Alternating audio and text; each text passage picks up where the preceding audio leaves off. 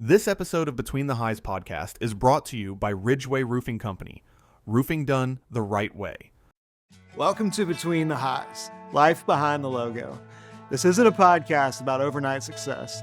It's about the long road that came before it. Here we sit down with small business owners from our community and talk about the parts of life you don't see on social media. The childhoods, the setbacks, the detours, the seasons that shaped who they became long before they ever built a brand. We start at the beginning, where they grew up, what home felt like, who they were in school, and what their 20s really looked like when no one had it figured out. We talk about the hardships that changed them, the lessons that stayed, the things they wish they could go back and tell their younger selves. We talk about business, how they started, what they struggled through, and what success actually costs when you're building something of your own. Because most of life doesn't happen at the peaks. It happens in between. That's where the real stories live. Between the highs. Life before the logo. So when you started Appleton, how old were you? Appleton International, I started 2011. Okay. So I was doing that interior high-rise construction company. And as I say, we had over 300 employees, full-time employees working for us then. 2009, Florida hit that massive residential market collapse. And overnight, we lost 300 and some employees. They just put chains on the gates of these high-rise buildings and said, we'll let you know when we open up again. So then a friend of mine called me up after that and said to me, what are you doing? And I said, I'm waiting for the chains to come off the gates, He said, well, I got a boat up here in a shipyard in West Palm Beach that needs a bunch of interior work done and stuff. Do you want to come take a look at it? And I was like, wow, shit, I'm sitting here doing nothing. I might as well.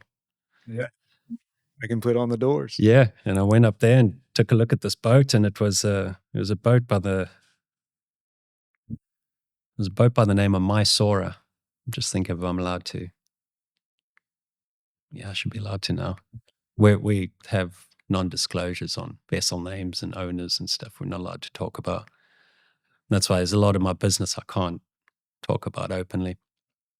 So I went over there, looked at the boat, and the captain said to me, well, Rich, your mate who's brought you in here said you can probably build this boat yourself. So let me know what you want to do as a contractor, and we can go from there. And I said, okay, cool. And I said, well, what do you need done? What hasn't been estimated? And he said, well, all the fireproofing through the boat, nobody wants to do that job. And I said, well, I'll do it. Sign me up. I'll do that, because the first thing that came to my mind, well, if nobody wants to do it, well, shit, I got no competition. Right. Pricing me against anything because nobody wants to do this. Yeah. I'm like, man, I shovel pig shit. I wash dishes and ate leftover. Right. I'll insulate a boat, And yeah, I left that day, and I kind of sat in Google and did some research and tried to figure it out. Sent the captain an estimate, and the captain was like, good, you got the job. And then the shipyard wouldn't let me in. The shipyard said, no, you have to have maritime insurance and you have to have a registered marine company. It's like, oh, damn it, man. So I thought, well, I just went onto sunbiz.org, the Florida business website. And I thought, well, I'm probably going to end up doing high-rise construction again anyway.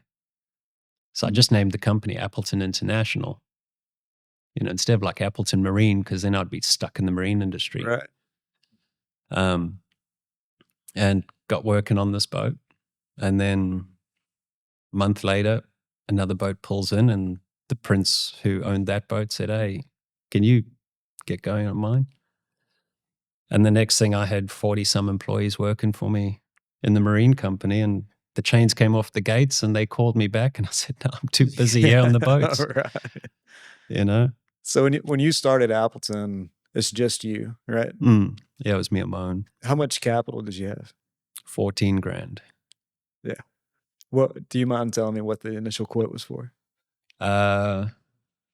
It's about 30 some grand. Right. And you were just probably like ecstatic, right? Just, Well, if it's just you, and those days were pretty simple. And as a business owner, the hardest part of starting a business is that initial cash flow. Mhm. And the best way to minimize that initial cash flow is to suck it up and do it yourself. Mhm. Don't hire people, because what are you going to do? Pay yourself watching them? Right. No. So that first year, it was just me. So if I signed 80 grand in contracts, I'm making 80 grand a year. Yeah. And I'm my own boss. And I was like, man, this isn't bad. Yeah. You I know? can do this. Yeah. And coming from the stresses of having 300 and some employees in your mid-20s, there was times there that I hated life when I was in my 20s. I'm like, man, I haven't been through all of this to sit here and make money quicker than I can count it. So it was a huge blessing in disguise that those chains went on those gates. Because if that high-rise industry didn't shut down, I would predict right now I would probably be divorced, Mm. living in a penthouse in Miami on my own Right. with a bunch of money, and probably lawsuits left, right, and center of contractors suing me and me suing them, and I'd be in that world. Yeah. Um, And you have such a beautiful home dynamic. I mean, like, after we put the roof on your house and I pulled back up, I wanted to get some drone shots and climb up on it and just check out some of the flashings. And your wife was in the front yard with the kids, and she was yeah, it's a like, fairy tale. don't tell Richard I bought too many horses today, or too many ponies. I mean, your whole family is just, I go into a lot of homes, right? And you can feel the energy as soon as you walk into a house. I mean, you Yeah. can just kind of feel the dynamic of the household. And hearing your story, I can kind of put together, like, I mean, you've got goats climbing in the live oaks out back, and it's just, there's kids and animals, and man, but everybody has a smile. I mean, even your dogs have a smile, man. I mean, Yeah, it's just, yeah, you a have a little great. Pumbaa. So yeah, I mean, when I think about seeing you and being in your home and being around your family and kind of what you had to go through to get there, and then to picture you in a penthouse with none of that, just, I mean, that would have been your ultimate success, would have been My biggest demise. your biggest. Yes. And that's where I was saying there's things that happen to you that are good or bad. Mhm. And that at the time was a terrible thing to me. I was like, dude, I just lost everything. Right. But now reflecting on it, I was like, man, that's one of the best things that saved me. Yeah. Like, as an older person looking back at it, I'm like, man, that was the best thing that could have happened to me. And, and then again, and it's just the way the cycle has happened with me. I don't know if it's me or if it's just the situations that surround me. But every time, so my construction company blew up, into big numbers, and we were doing very well. Then the marine company I owned, that then started getting crazy, where I had, it was the biggest insulation company in South Florida, which is the capital of the super yacht world. Right. And I was thinking to myself, man, I don't want to do this. I don't mind what I'm doing, but what we were just talking about, like when it was just me on my own making 80, 100 grand a year, I was happy doing that. Mm. But now suddenly I got 30 some guys, and I'm in the car going to this shipyard, that shipyard, this shipyard. I don't have time to see my wife and my kids. I don't even have time to count the money I'm making. And I got a phone call from a good friend of mine who was a project manager down south. And they were building a shipyard up here in Savannah. And he said to me, what we're doing is we're building the shipyard and we're selecting the best of all the maritime contractors. And we're going to bring them up and put them in-house. So then when the yachts come in, you've got the best insulation companies, you've got the best hydraulics, the best electrical, all your contractors are there, and they're all pre-selected as And I was like, dude, sign me and I'm done.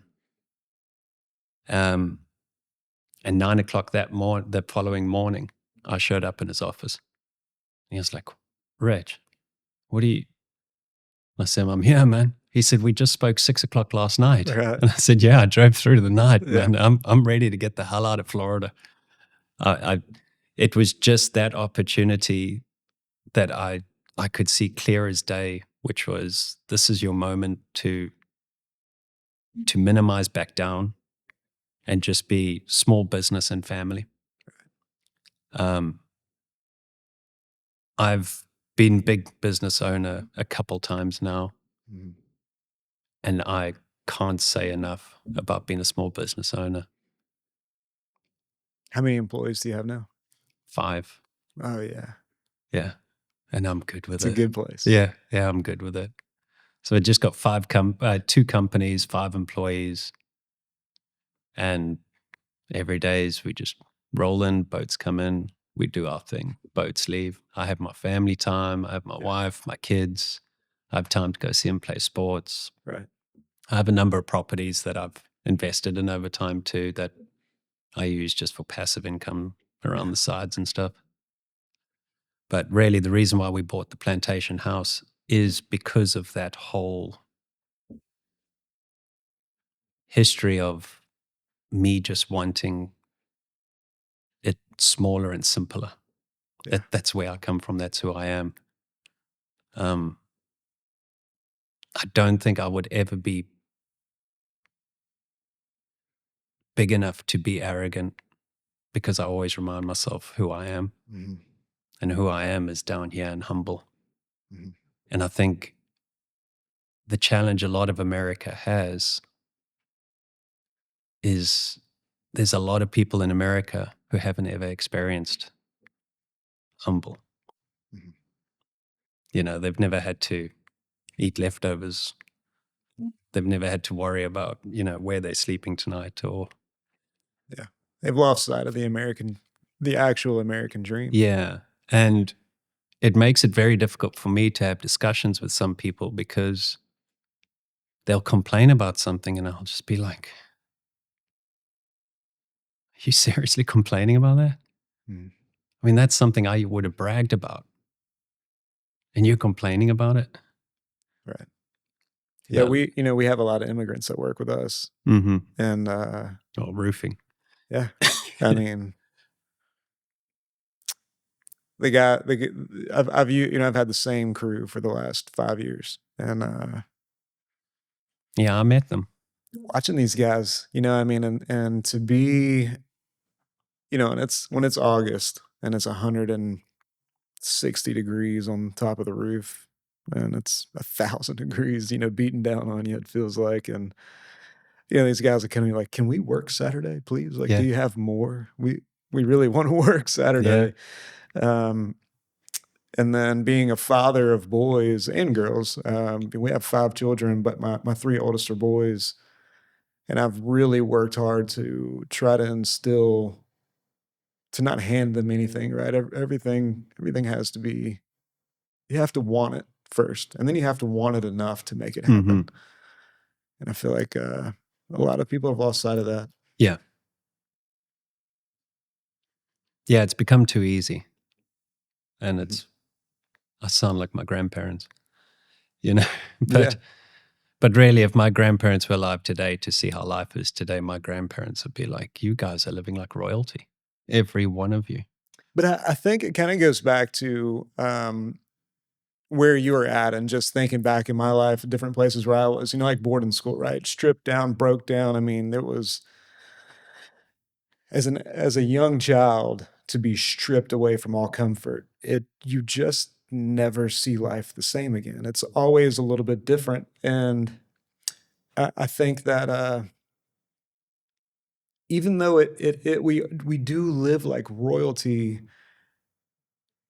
it's like eating cake every day. Yeah. Right? There's no nutrients in it. Like, it is good. It's sweet. It's delicious, but it lacks all nutrients. It's like a beautiful view when the TV's on. Yes. Yes. You're sitting there watching the TV. And so it's almost like it's harder, because It's too easy. It's too easy. Yeah. And it's a beautiful thing to be able to realize. Yeah. But it's a very hard thing to teach. I don't know that it is teachable. I think life has to do that. Yeah. Yeah. It's the hardships that make you. Mm-hmm. Yeah, I almost welcome them. You know, like it's like this. It's coming. So I started doing these, like the cold plunge. Oh, you're mad. I started it about a year ago. I mean, it's just helped. One, I have to do anything that scares me. It's how I wound up in Cold plunge is a cold beer to me. That's about as cold Yeah, plunging as right. I'm doing. But to be able to get, you know, you get down neck deep, like, you know, the knees, the waist, the chest, and then the neck, to be able to maintain control, right? To be able to breathe through it, to walk through it, to maintain a tempo in your mind without it just going absolutely haywire, right? Being able to maintain absolute control of yourself. I mean, that comes from the hardships. It does. They're necessary. It does. Like my wife goes mad at me, and it's because, and I kind of understand where she comes from a lot of the times, because I'm so content on my own that sometimes people would look at me and go, "Are you all right?" I'm like, I am happy in a room on my own, you know, and I think the reason why I'm happy in a room on my own is because I've been through so much life experience that I know me so well that I'm really content with myself, really comfortable with who I am, and I don't need noise in the background. Yeah, I'm good with my own thoughts, my own mindset. and I guess in a way, you kind of grew up as an only child. You said you had a sister. No, I had 2 brothers and a sister. Okay. But again, boarding school. Right. You know. Yeah, when you're so from 12 up, you were. Yeah. So, like my brothers were really in the boarding establishment. I talk to them. I talk to my younger brother probably every week. He lives in Orlando now.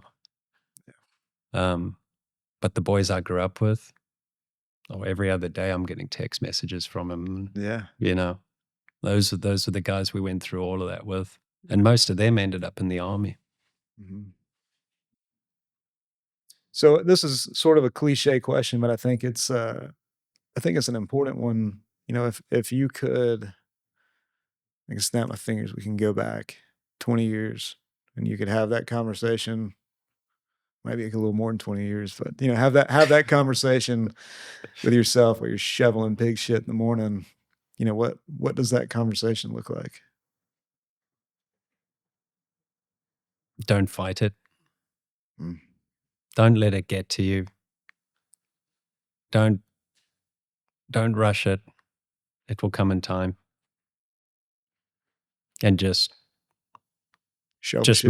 maintain that positive mentality that you're never going to be in the gutter forever. You know, there's that, I've forgotten how the saying goes, but you know, when you're up, and when you're down, you're down. And when you're up, it never feels like you're going to be down. And when you're down, it feels like you're never going to be up. Get up again. Yeah. You know, and it's that's so true. And my whole youth was me trying to get up. It took me till I was 23 before I had that first break to actually be able to stand up and go, yeah, I've got something. But it didn't stop me. It didn't slow me down. But what I do wish is that I had a better mindset about it, because I would have enjoyed more of it. Same. Yeah, I didn't realize how good I had it. Just too busy trying to survive. And you know, as terrible as it sounds, we're all going to die. And unless we're Indian, we're not coming back. Right. You know, because unless reincarnation exists, we're not coming back here. So live each minute and each day for what it's worth, because when you're dead, you're dead. None of this will be here. You know, and in my younger years, I wish I had that mindset, because then it doesn't matter how bad it is. You're still living, you're still breathing, you're still experiencing. Have it. Go for it, you know? So what's it like raising a family at the Strathy Hall plantation? I mean, what being at your house and I mean, working on your home and, whenever we pulled off that old roof and we're pulling back some of those old boards and seeing I think the house was built in 1730s? 1756, yeah. 56, okay. Yeah. What's it like raising a family there and around that? That was some rough part of American history. It was. It was. It wasn't just American history. It was the beginning of America as we know it. Mhm. It was 1756 was Redcoats. The original Strathy Hall house was built pre-America. It was still under colonial rule back then. So that house has seen the revolution. It's seen the Civil War. It's seen the dark sides of slavery. It's seen the upsides of the industrial era of Henry Ford and Carnegie. And that house has seen so much. And my kids have seen and experienced so little that buying that house and bringing my family up in that house exposes them to everything that a book and a photograph can't. Mhm. It's the difference between, in my eyes, a rich upbringing and a wealthy upbringing. We could have very easily bought, a big, beautiful house on the river with outstanding sunset views. But instead we chose to buy acreage with, the old Strathy Hall plantation house. And that was because we would rather bring our kids up wealthy with knowledge, wealthy with experience, than rich with assets and money. The experiences that my kids will grow up with living there will give them a perspective on life that will be so different to a kid that grows up in a condo in downtown New York. Totally different, yeah. Which experience is better? Mhm. I think this one, but some people might call the New York one. But my kids are going to grow up knowing everything for its truth. Mhm. The world is a terrible place that we live in. And we wouldn't be who we are today if it weren't for our forefathers' screw-ups and successes. And the best thing that I could hand to my kids for them to grow on isn't just a story about my success. It's also a story about my failures. Mhm. I would rather my kids knew every failure I've made in my life so that they didn't do it again, Mhm. as opposed to my kids just knowing my successes and not my failures so that they could do it again. And I believe that's a massive part of history too, Mhm. is we can shy away from our past because we're too fragile and it's too much of a terrible story. But the further you shy away from something, the more chance it's going to raise its ugly head again. Mhm. So my kids grow up knowing, that plantation was a place of a very dark, dark past of America, of enslavement, of the brutality of owning a human person and enslaving them to work for nothing, making them walk through those muddied rice fields every day, only to come home and be told to do it the next day again.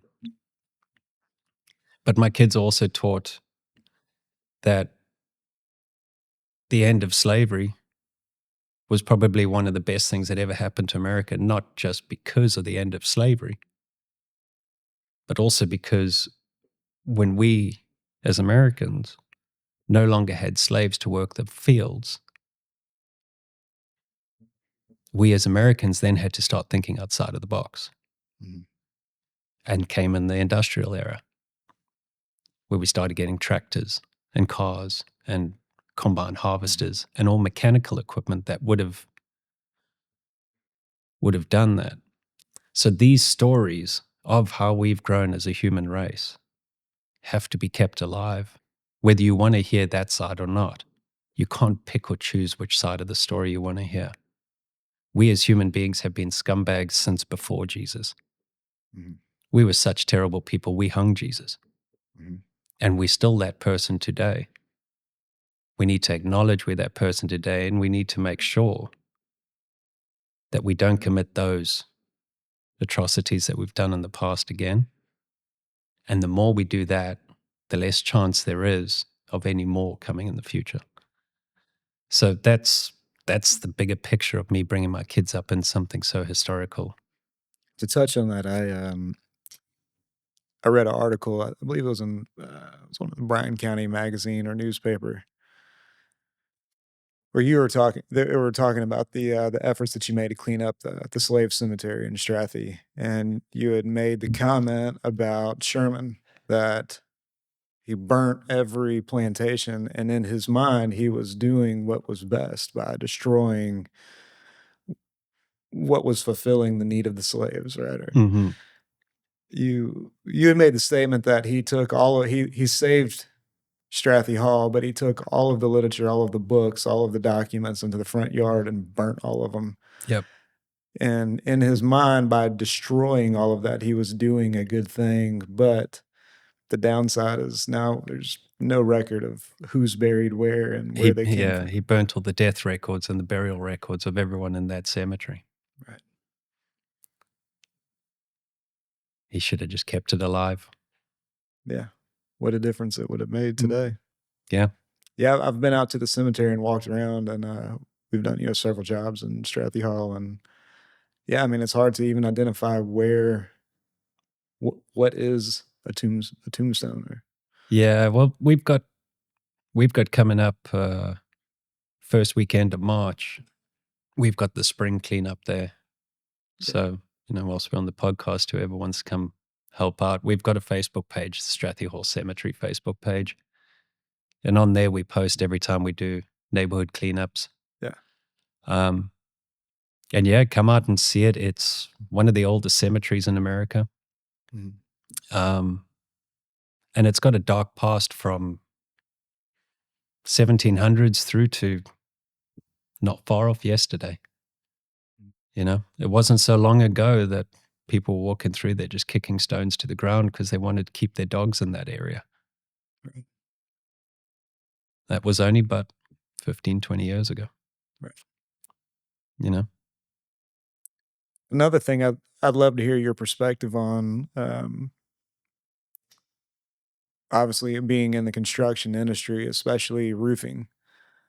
I mean, I would say 99% of every installer I've met in the last decade has been an immigrant. And I don't know I don't understand the process. I don't understand the difficulty. I don't, a lot of people I hear more than anything is, well, why don't they just get legal, right? Like, we don't hate them. We just hate that they're illegal. Yeah. Or whichever, right? I mean, we have lots of guys that have, have visas, but as you know, I mean, that's a very complex, you don't just get a visa, there's No, you don't. all types of different visas and ways to get them. But what's your perspective on American immigrants? I'm 100% on board with making sure you're legal in the country. Mhm. As I say, as hard as my immigration process was, I knew that I could never become illegal because I knew the laws of this country is once you become illegal, you're screwed. Mhm. You either get married or you leave. Those are your only two options if you ever become illegal in America. And if you leave, you're going to get a 5-year ban. They red flag you. So although I had to get creative on my visa process like everybody else has to, I was working on holiday visas, which you should never do because it's a holiday visa. I was fortunate enough to get sponsored in.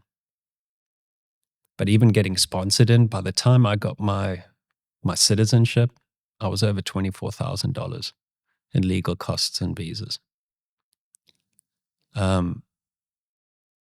So to me, it's a double-edged sword. I agree with you have to be legally in this country. We can't just let faces in the country with no name or background check. Yeah. That to me is crazy. I agree. But we also need to fix a broken system. Mhm. Because there's no way you can expect people coming here from third world countries and paying $24,000 to get you. Mhm. We got to make the system a little more workable, a little more affordable. Yeah.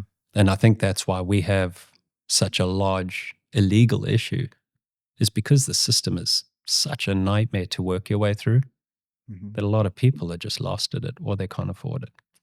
Yeah. Or can't go back. You know, Yeah. Well, you can't go back, because once you're illegal, the minute you go back, they red flag you, and then you'll never get you again. Right. So now, once you've become illegal here, you're terrified to leave, Mhm. because you know if you leave, they're gonna stamp your passport with a 5-10 year ban. So Right. then you don't leave.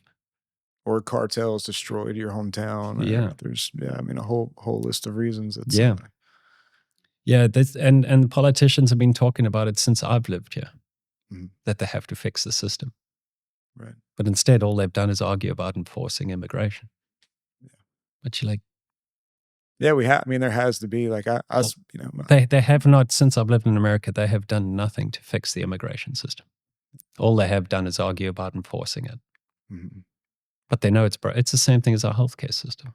Yeah, completely broken. It's broken, and they talk about fixing it, but it doesn't get fixed. And we're the only modern country that doesn't have a healthcare system.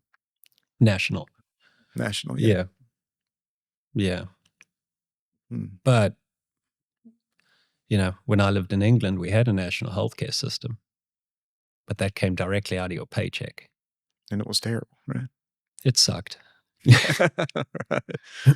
If I was still in England, I would probably have about 3 teeth in my mouth, Right. because you don't get fillings there, you get teeth removed. Right.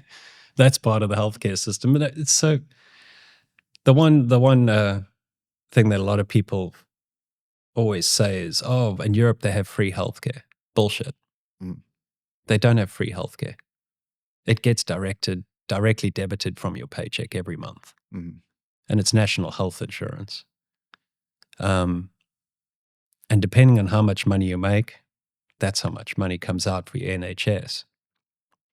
So when I moved to America, my health insurance, when I was with the construction company, was costing me less than my health insurance was costing me in England. Right.